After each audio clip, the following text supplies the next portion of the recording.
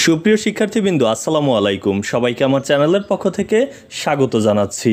বাংলা দ্বিতীয় পত্রের ব্যাকরণ অংশের সমাধানটি এই ভিডিওতে তুলে ধরব।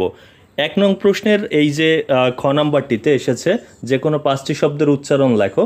এখানে কিন্তু উচ্চারণগুলো তোমাদের সুবিধার্থে উত্তর আকারে দেওয়া রয়েছে, তোমরা মিলিয়ে নিতে পারো।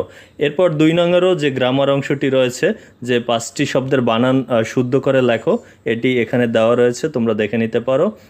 অথবা এরপর ৩ নংয়ের যে অথবা আর কি, সেখানেও বলা রয়েছে শব্দগুলোর ব্যাকরণিক শ্রেণী নির্দেশ করো। এই নিচের দিকে আসলেই কিন্তু তোমরা দেখতে পাবে যে এখানে কিন্তু উত্তর দেওয়া রয়েছে, এর সাথে তুমি মিলিয়ে নিতে পারো। চলো তারপরের প্রশ্নগুলোর যে ধারাবাহিক উত্তর সেগুলো দেখে নেওয়া যাক।